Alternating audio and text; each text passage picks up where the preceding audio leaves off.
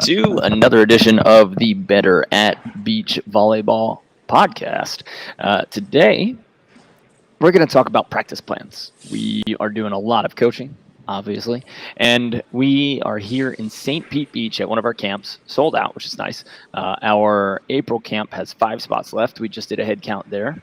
And we're running through all of our practice plans, we're doing all of our demonstrations, and we know that a lot of you guys are players. But we have a pretty big segment of coaches on our list, in our followers, and our subscribers, and we wanted to do something for you guys today, something special. So today we are going to talk about how to build a great volleyball practice and what is important when we're doing that. Now, if you are ever interested in just having a set it and forget it practice plan, we have already built that for you. We have 50 plus practice plans, and we just keep adding to it. We put new drills in there. We add more videos to it, and you have printable PDFs that you can use for your practice. I know that for a lot of you coaches out there, the hardest part and the most time consuming thing about coaching is just trying to come up with new drill ideas or things that work and wondering kind of what's going to happen there. So what we already did is we wrote them all out. We wrote all of our practice plans for all of our skills, and we show you actually how to alter them for each level and different numbers as well. So if you're ever interested in that, it's www.betteratbeach.com/practice plans, and you can check that out for yourself. Uh, More than invited. Without further ado, Brandon, how you What up? doing? I'm good. I'm good. I love being down here. It's a little windy this morning, but we got it going. Still had a great practice, so I'm ready to share how we did that. Yeah, we Yeah, did. We coached a practice and we played in our own practice. right. Yeah, Um, yeah, and I think we'll just go ahead and get right into it. But let's do it. you know, having a good library of drills is huge. So I'm glad that you mentioned everything that we have because we spent a lot of time realizing that practices were an issue, and um, we realized that one of the main reasons is that a lot of people just don't have access to a lot of different drills. Like they show up to practice, they do their quick little shoulder warm up where they throw back and forth with a partner, then they get into some kind of pepper, and then they do triangle, and then they play. Um, so that library is pretty big. But I think before we get into that, it's important for the coach to realize that they need to kind of analyze two different things. They need to analyze themselves as a coach, um, and whenever they're analyzing themselves, they should be thinking about what is the purpose of this practice? Like, what is their job? What is their responsibility when they show up on that day? And that will help a lot because, like, I know specifically this morning we had a passing and ball control practice. Um, and one of the things that I stress to all of our coaches is that when there's a passing and a ball control practice, like that is where, let's say 85% of your feedback should be focused. I think a lot of times coaches go into this practice and they put a little too much pressure on themselves, and they kind of think that it's their job that practice they have to fix every single thing that is wrong with their players. And I think if you can kind of think about yourself as a coach and come up with a plan of this week we're going to focus on this, the following week we're going to focus on this. If you see your athletes a lot, obviously you can move a little bit quicker through those skills. Like maybe you go passing one day, setting the next day, attacking the next day. But I think really sitting down and planning and how you plan on kind of getting your players going towards that is really important, especially from a skill standpoint. I don't know what you think about that, but I think that's a big problem that I see is that a lot of coaches, they just think if their athletes play a whole lot that they're going to see improvement, and obviously you will, but if you have a focused training plan for a month, a whole season, then that's where you really see the growth, and it all starts with the coach being able to kind of be like, all right, this is our plan, we're sticking to it, I'm going to fight through it. So I think that that's a point that a lot of coaches miss out on. Yeah, what I liked about what you said was that we didn't say you're going to focus for one single practice.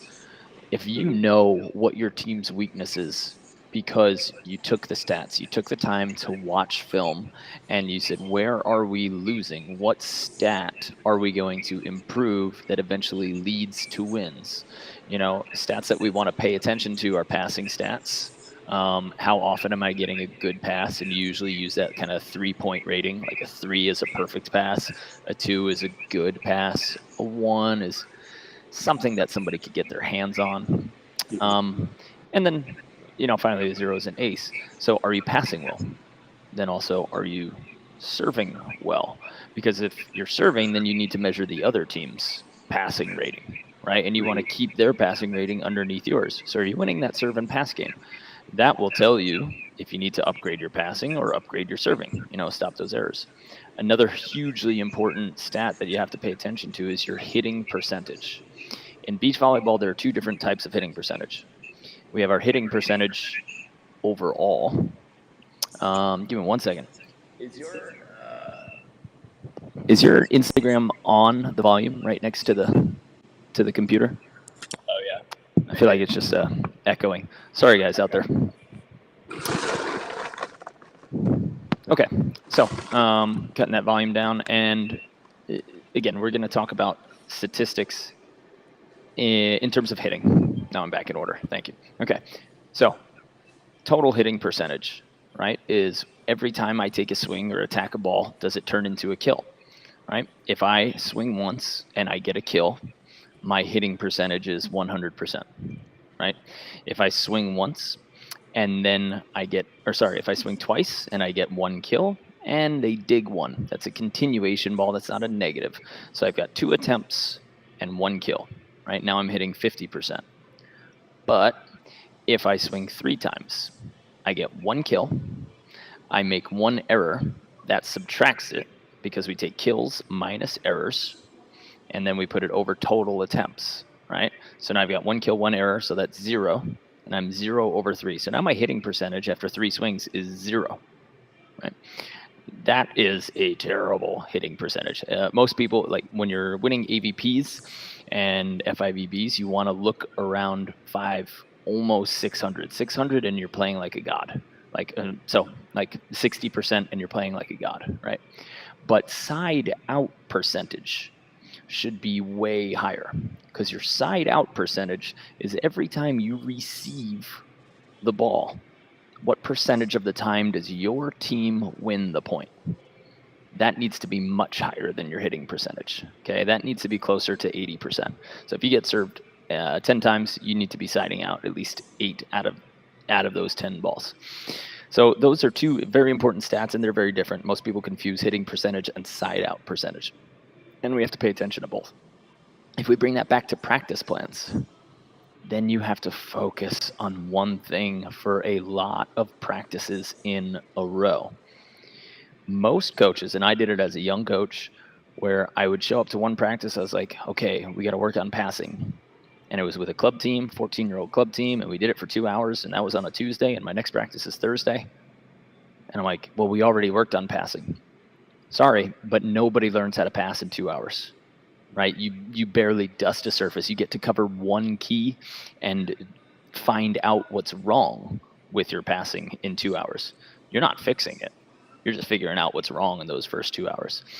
So when we talk about like season goals, this is what we have to talk about before we even start designing a practice plan. You need to take the statistics, or if you don't have stats yet, because it's a new team, you need to define yourself as a team and say, what are we going to pride ourselves on? If it's ball control, if it's side out percentage, if it's getting aces, if it's getting blocks or digs, you could play a defensive team as well.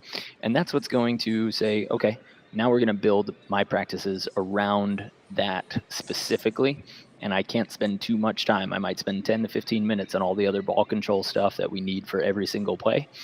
But this is the first thing that you guys want to think about, is building a practice around the statistics that you need. And if you haven't taken those stats, you have to take film of yourself. If you're your own player, you have to take video of your team. If you're a coach out there, and if you can, most parents, this is what happens at juniors things. Like parents want to be helpful, and that's why they yap at coaches so much. And they We get love involved. parents. Yeah, because they want to help their It's kids. a love-hate relationship with parents. It's an interesting relationship nowadays. That's another podcast, another episode. Right. But when we talk about how can a parent be helpful, if a coach just teaches them the basics of statistics and gives each one of them a notepad and say, you're going to track our passing percentage. This is what a good pass is. This is what a great pass is. This is what a medium pass is. You're going to attack. You're going to take both of our players' hitting percentage. That is an incredible way to be helpful as a parent. Division I colleges, sometimes their staff is like 5 deep with volunteer assistants, graduate assistants, and 2 full-time assistants and a head coach. Now you have a club director, and you might have 1 coach for that club, right? And often that coach has multiple teams. So you're putting a lot on that coach. They don't not only have to track in-game, but then statistics and then be there for emotional support. So I think coaches can help with this practice planning thing by assigning jobs to the parents and to the people around and the support staff to help take statistics, and then you can start to build your practice from there. So that's like the big macro, right? Like, where do we start by building a practice? And I think like one of the big issues that a lot of coaches run into if they constantly complain about the parent kid coach relationship is that they don't have any evidence to back up what they're seeing. I would say most of the time coaches know what they're seeing and they make the right decision because they've been around the game for a long time. But a lot of times, if a parent comes up and says, "Why isn't my son or daughter playing?"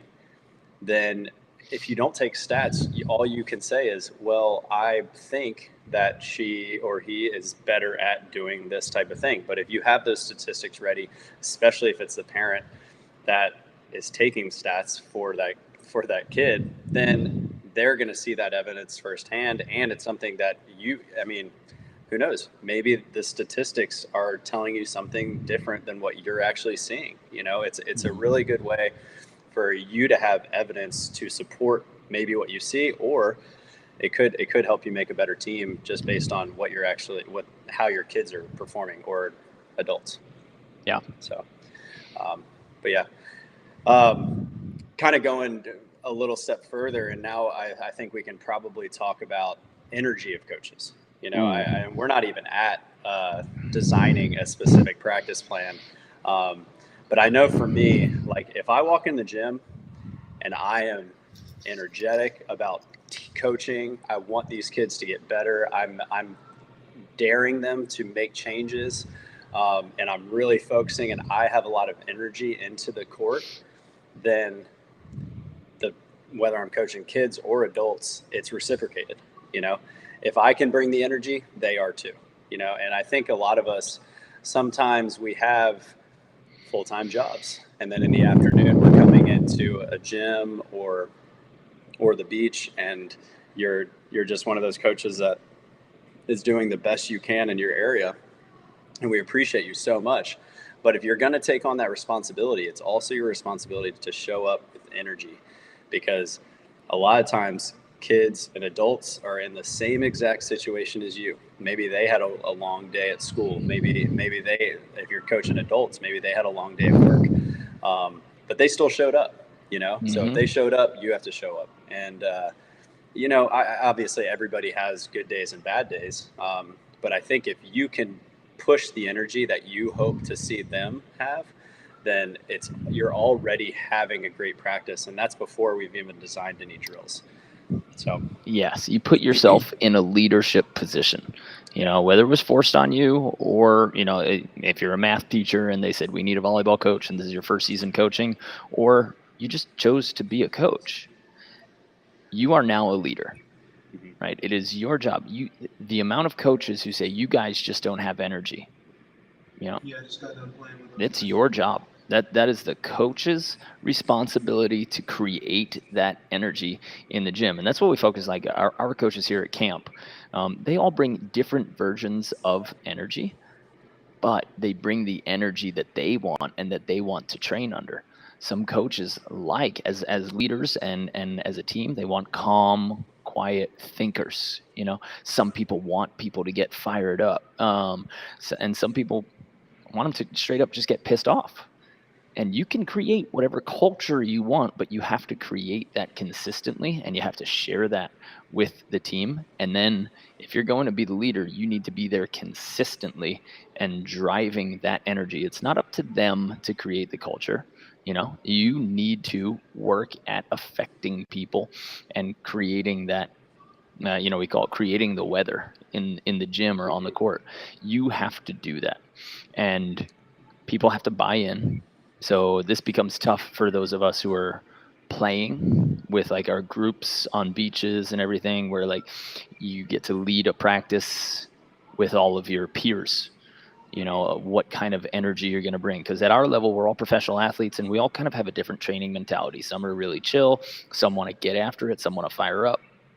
And even the way that the emotions that I brought over the years has definitely changed and ebbed and flowed, and I am a lot more calm right now than I ever used to be. And I used to be really hard on people. Like if they weren't going at 200% at every moment, I would sprint in front of them and shag their ball and say, "Why aren't you doing this?" Um, so as a coach, create that energy, work to do it. Don't put it on your team to do it, but you have to start creating and finding ways to enhance that culture in your gym, on your court. Yeah, I couldn't agree more, and it's okay to ask for help. Um, it's okay to ask for help in that situation too. I think something that we do at camps is like we talk about spirit of the camp awards. Like we give out two each week, and those people are raising the environments on their court. It's not something necessarily. Sometimes we ask for help if we need it, especially later in the week when our coaches are a little tired. Um, but it's just so nice to have somebody on your court that boosts the energy. Mhm. Whether it's somebody who's encouraging or somebody who's just super joyful and really happy. Um, I know for me, I have a little story with going back to college. um, so when I came into college, I had you Hudson, um, so Mark Hudson Bates, and those were kind of the captains that I looked at. And you guys were just workhorses. It was like there's no failure. It's just a matter of how long it takes you to do something. And I bought into that 100%, and it made me into the athlete that I am today. Um, but the way that our team chemistry happened and the way that our growth went, I found myself in a leadership role pretty young into my college career. So like by the time you guys left, so I was a sophomore or junior, um, I was kind of already seen as a captain, mainly because I was a setter on the court, and a lot of the times setters get kind of deemed that captain position just Yeah. because they're the ones that talk to the refs a lot. But as I got older, I had a new class come in, and we had especially my senior year, we had a very, very talented class come in. But they were just completely different mindsets than the Mark and Hudson that I learned under. Yeah. And I had a really tough meeting with Freddie. I was just like, I just feel like they're not bringing the intensity that I need them to, and he really sat me down and realized like, hey, this is not the same team, so you can't treat it like that. And that was probably one of the biggest learning experiences I had in my life, because, and it probably saved my career a little bit, because I was so intense. I was so hard, not only on people, but I was really hard on myself, and this new atmosphere that came in, because everybody else was buying into this, it allowed me to kind of lighten up and kind of fit the mold of what our team needed. Mm. So I think that energy is just it's huge. It really Yeah. is. And Fred, our coach, we talk about like building a culture. He was one of those that allowed a natural culture to develop. He said, okay, whatever the personalities, wherever the this flows, he goes, all right, it's a new team, new culture. He didn't drive home a singular culture over his entire career. Right. Um, and yeah, it's funny that you learned that in college, because you were probably learning that at the same time that I was, because I was going overseas and being absolutely like Right. hammering people, showing them that I was the hardest worker, sprinting them and being unforgiven as soon as we were peppering. Nobody was warm, sneakers not tied, like didn't matter. You need to lay out for every single ball. And uh, I probably lost like a lot of faith or friend teammates in that role, because they're like, this guy's a maniac. Like, Mhm. you can't keep doing this. And that wasn't everybody's role. And with Jeremy Casebeer, when I was partnering with him, there's a lot of times where he didn't dive at practice, and his face never showed that he was like intense. Me and Hud made like ugly faces whenever we were working hard, you know. And I thought that face, the exhaustion face, meant hard work, and it doesn't for everybody. And I had a talk with my mom as well, but one person's 100% looks different than another person's 100.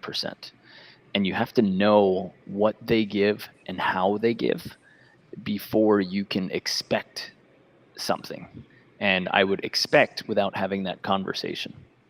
So if we take this all the way back to building a practice, the one thing that is mandatory at every single training is something that I didn't do for years as a young coach, is check in with your players before practice. Ask them about their lives, their days, their relationships, whatever you need to do, because somebody might be going through something so awful that they just haven't presented to you.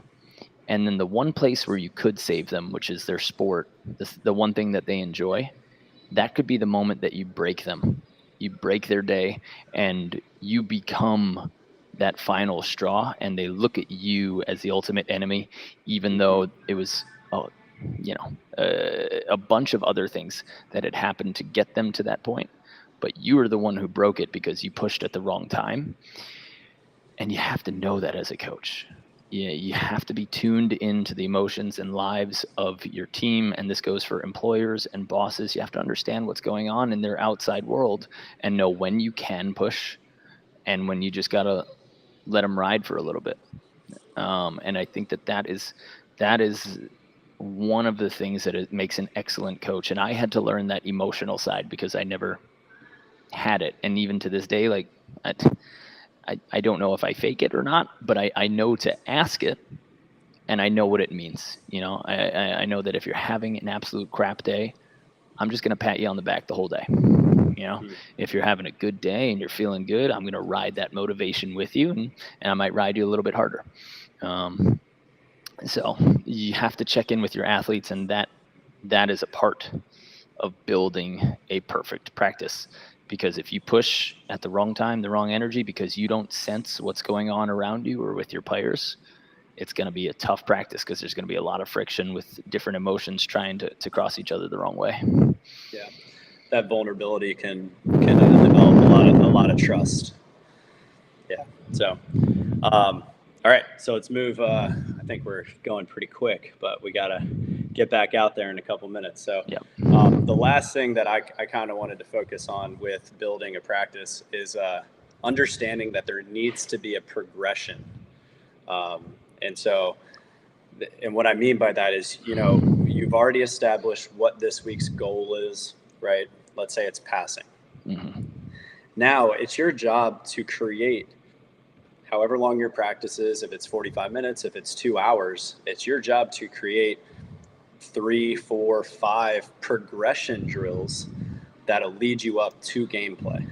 I think a lot of coaches, like I said before, they do the same drills and then they just let their kids play or they let the adults play. And the players won't mind a lot of gameplay because they're out there sweating, they're out there competing, and that's what their coach told them to do. But if you want to see results, you have to figure out what progression you're looking for. So with passing, it's okay to start with a very simple drill. We have an open court at camp. They started with a very simple drill of just a very simple toss, pass, catch. You know, moving them from side to side, getting a very high level player to concentrate on their footwork before they see an actual serve coming is really important. And then so maybe that first drill is just a one contact drill. Then your second drill, now we can make it into a two contact drill. So now instead of that passer just passing back to the setter, maybe they have to pass the ball to themselves and then pass another ball back to the target at the net. You know, and then maybe the next drill is like a passing triangle where now you have three people, you have a person tossing from the other side of the net. We're progressing this drill to make it seem more game-like, and not just skipping over them and hopping right into games. So I think progressing throughout those drills is just really big. Mm-hmm. You know, part of me wants to read from our camp manual that I just pulled Yeah. up here, because we work really, really hard on our camp manual, and we constantly edit it because we constantly see like little holes or things that can be better.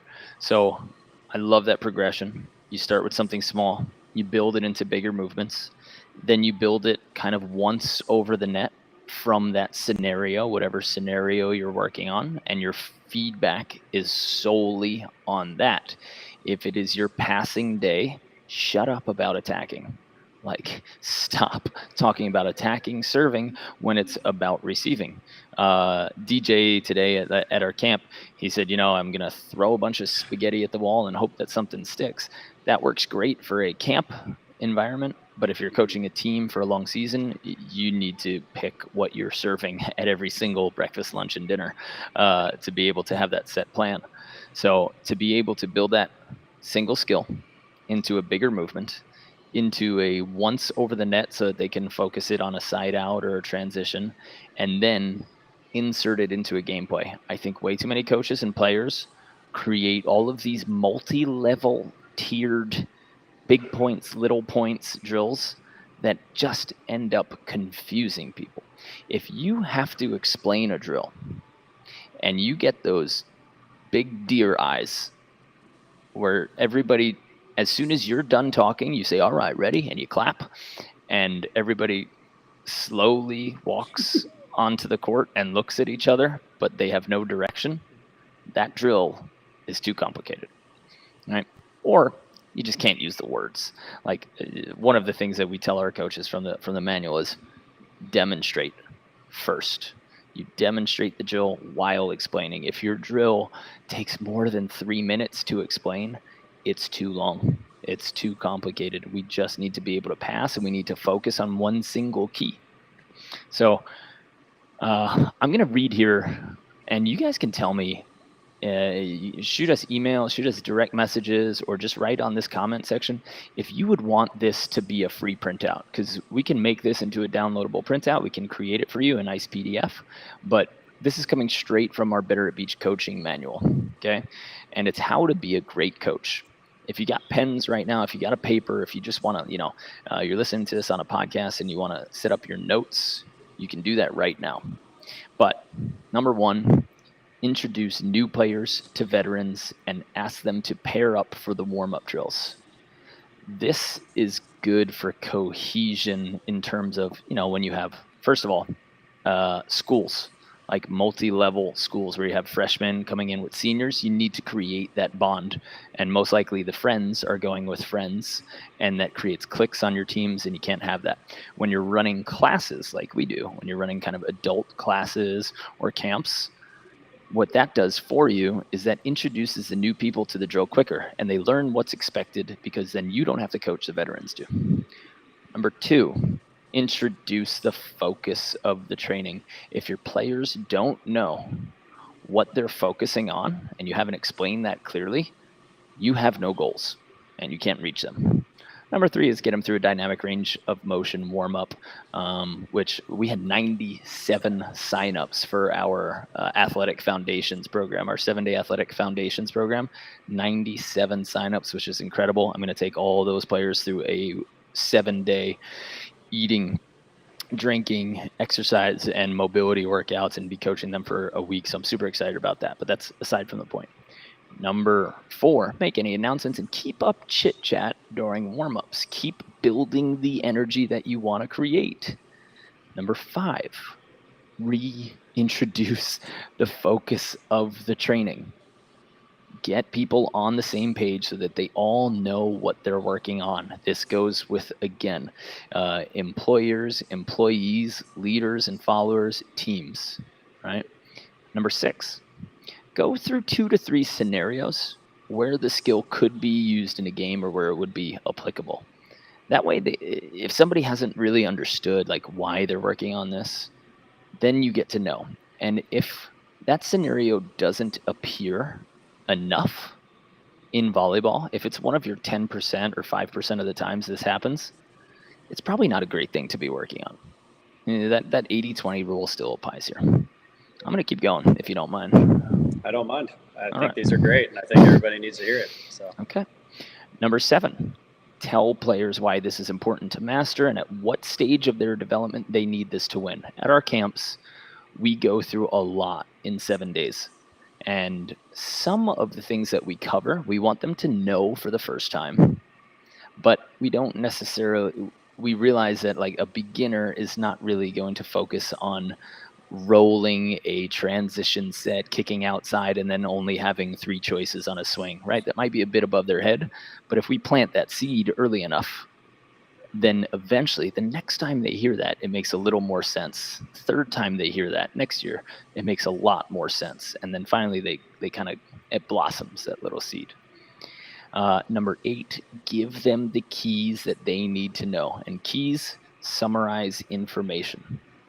So again, if your players can't clearly explain back to you how to perform a certain skill with very simple words, you have over-explained or you haven't made your point clear. Number 9, give the common errors so that they can watch out for them. Number 10, this is what we talked about, demonstrate while explaining. Do not explain and then demonstrate. You will waste time. Demonstrate while explaining and show no more than 2 exercises before starting the drill, right? If you are a coach who's running classes anywhere, by the way, you should be on our other podcast, Entrepreneur Athlete, but if you are running classes anywhere, take people by name. Don't just say, some people over there. Let's get some players over there. You say, hey, Jane, you go back left. Roger, you go middle. And Lucy, you go front right by the antenna. And you pull them by the collar and you put them in their places. But if you say some people go there, it's just like when we talk about emergencies. Somebody call 911. No, first aid protocol says, you, Brandon, with the yellow ball on your chest, go call 911, right? Very specific. That will save you guys a lot of time when you're practicing and designing those. Number 11 is stick to your practice plan. You designed it for a reason. It's just like strategy. This is your coaching strategy. Stick to that practice plan. And after, let me know if it worked. You have to take stats of your practice. How was the energy? How did each drill work? Should you scratch it for the rest of your life? Was it too advanced? Was it too elementary? Right? But make sure that you are following that practice plan, even if it gets a little bit wonky. We're going to keep going, guys. Number 12. Every session, call out every person by name a minimum of 2 times for something that they did well. At Better Beach, we like positive coaching. So it's just important to make sure that you're feeding positivity to them. They'll enjoy their sport a lot more. By the time, number 13, by the time you are 30 minutes into a practice, you as a coach mentally should have no more than 2 established corrections or goals for each athlete. If we're working on passing, Brandon, I'm going to tell you, hey, make sure your hands stick together before and after your pass. I'm going to stick to that. And then I might pick one more. Like, hey, let's make sure we've taken 3 steps to a ball outside your body. Okay. If I just see your chest puffing out at one moment, I'm not going to correct that because it'll get away from you, and then you'll get confused because then you won't know what you're focusing on. One focus. If you guys haven't read the book, The One Thing, fantastic book about, again, business leadership and probably coaching. So pick one goal for each athlete. That means that when you see other things go wrong, again, you got to keep yourself quiet and you got to know that this is where this person is going and this is where this person is going. Number 14, do not make comments or fixes outside of those 2 corrections. It'll frustrate the player. It's kind of the same goal, the same rule. And 15, we have end practice early enough to have the players rake the courts so that they take care of their own environment. And number 16, bring everyone together so that they're paying attention. When players are out scattered and like picking up balls and doing all their own things, they're not going to pay attention. Or you're going to have to yell, or they're going to think that your words just aren't important because their back's turned to you. So it's not really that meaningful, right? Get them together before you start having that final introduction. And we do have 5 more, but I'm going to save some. And see if people want for me to get the printout that we can hand out. So if you guys want a PDF of our camp manual or pieces of it, we're not going to give away the whole farm, but if you want a piece of it, how to be a great coach, we can certainly print this out and send it your way so that you can put it up as a reminder for you and your coaches. That's good. And I think one last piece of advice before I have to head back out is don't get blinded by results. You know, I think a lot of times people look at, let's say you're passing, Mark, and your feet are perfect, your platform was perfect. The only thing you messed up on was the angle of your pass, and it happened to make you shank it and get an ace. You know, sometimes coaches will just be like, oh, you'll get it next time, you know. But instead, like, I think that that's a really good opportunity to get that, because a lot of times when that person shanks the ball or they get aced, they go negative right away. I lost the point, you know. But that's my chance as a coach to be like, hey, no, you did 2 things perfect. The only thing that you messed up was getting your angle out. If you get to that angle of your platform, then everything's good and you're running a perfect play. I was like, so I think if coaches can get out of this idea of it has to look perfect in all aspects to be right, if you can break down those skills a little bit more, that'll obviously help a little bit. Yeah, I'll piggyback on that with one pet peeve that I have is if you give your player a goal and they do it correctly once, don't say, great job on X. Now just do Y. Just say great job on X and let them find it, let them make it repeatable, and allow them to just keep going with that. So that has to fall, again, within your goals for the individual athletes. Don't build right away, especially if it's something new for them. Because then what are they focusing on? Then you didn't focus as a coach, and then the player can't focus, and then you're going to get lost. So we didn't go too deep into actual structured practice plannings today, but what we have for you guys, if you ever want it, of course, we have 36 essential drills for beach volleyball. That is our free giveaway. It's at betteratbeach.com. You can always find that. And we also have 50 plus practice plans. They're already written for you. They're divided by skill category. They're set minute to minute, so you know what you're doing for each minute. And they also have drill videos so that if the wording is confusing for you, we've already got it on video. You just watch it on your phone. Boom. Now you know what you're doing for practice. So if you guys want that, that's at betteratbeach.com/practice plans. And you can go ahead and get it there. betteratbeach.com/practice plans. 50 plus beach volleyball practice plans that you guys can bring to your teams. Or if you're a player and you've got a playing group and you just want to know how to structure a great practice, go ahead and grab it. All right, B. All righty, Mark. I got to head out of here. Nice episode. I got some campers to coach. Nice. I got some foundations athletes to coach. I'm going to get people in shape for the new year. All right, I'm gonna let you answer these questions, and I will see everybody next time. All right. Bye, Brandon. See ya. Okay. So for everybody who is sticking around for our Q&A, we do have to make it quick because I have to jump out of here and work really closely with our foundations athletes. Like I told you guys, we have 97 people sign up for our mobility program. It's a foundations program, which means we're setting the foundation for everybody's strength, speed, and seasons. And I'm working very closely with these athletes in a private Facebook group. Now, the ages so far have ranged from 64 to 19 to 64. We have a lot of different people who have a lot of different body issues and are working for that and working to hit their goals. And I'm going to get them through that. Unfortunately for you guys listening to this right now, it has closed. We will let you know the next time we open a new cohort, but that is closed for this, and we are done with 93 athletes.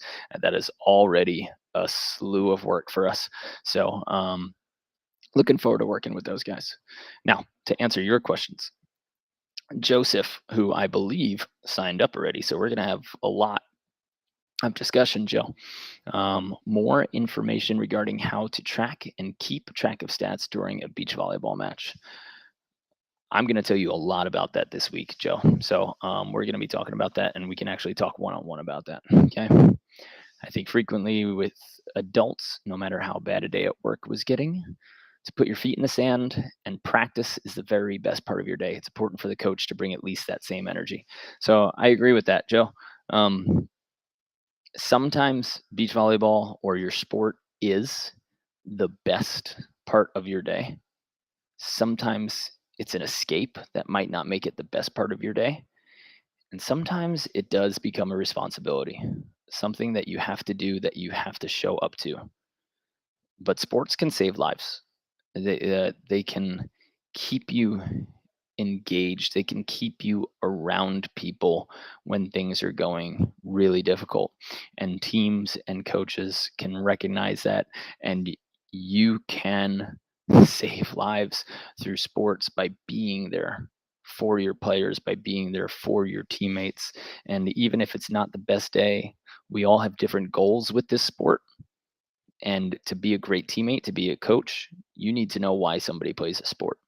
So if I'm talking to the coaches out there, why do your athletes play the sport? They might not all be there to be a national champion. They might just be there getting through school. They might just be there because they want friends, their best friends on the team, right? They might be there because their parents want them there. And if that case, then you're going to have to help them find some motivation or reasons for continuing. But just remember that it's not always the best part of people's day. It is lucky, it's fortunate, and we could treat it as that. But it's a different reason to come through sports for everyone. Resolutions Inc. It's Brisket Jeremy from Cincinnati. Hey, what's up, buddy? How you doing, Jeremy? How do I work for you?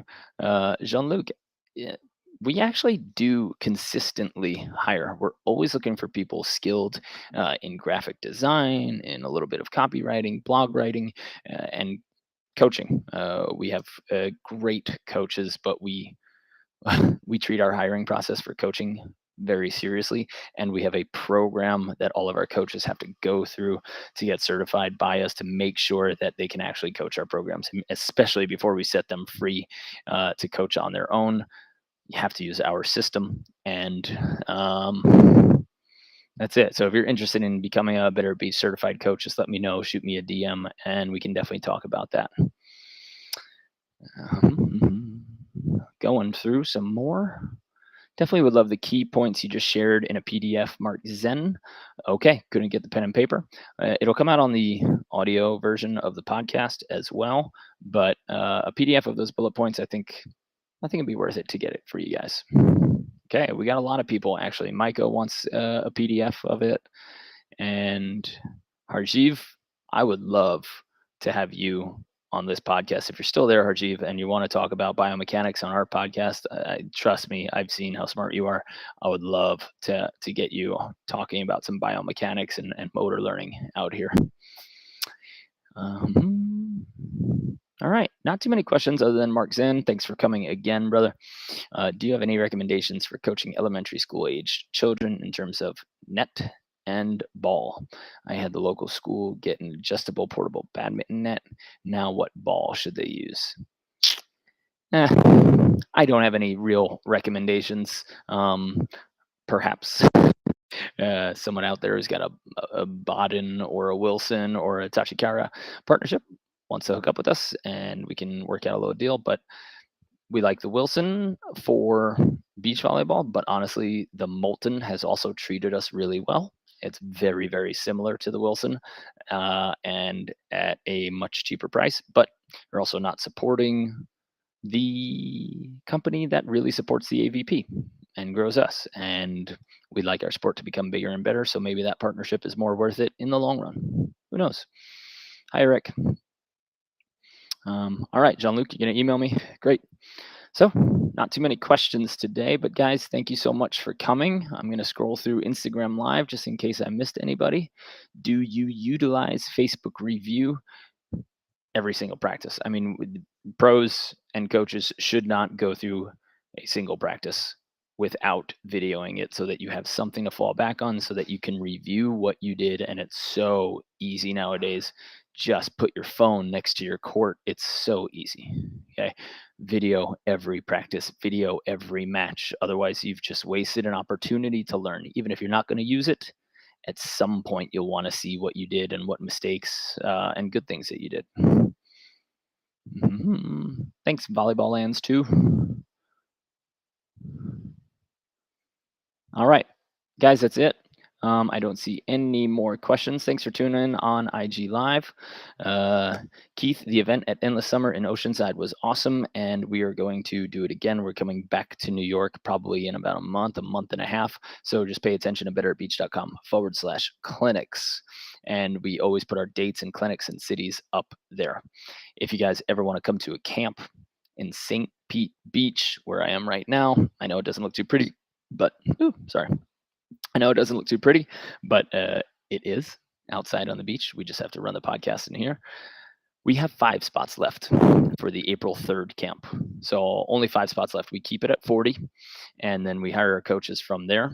So we keep small camps so that we can really focus the attention on our athletes. So if you want to come to a camp in St. Pete Beach, April 3rd to April 10th, betteratbeach.com/camps. If you're interested in getting us to your hometown, go ahead and go to betterbeach.com/clinics and fill out the form there so that we can get in touch with you. And maybe we could coach your club, your group of friends, or just your big volleyball crew, which is exactly what they did in San Francisco, where we're going January 29th. So if you're in San Fran, we will see you there.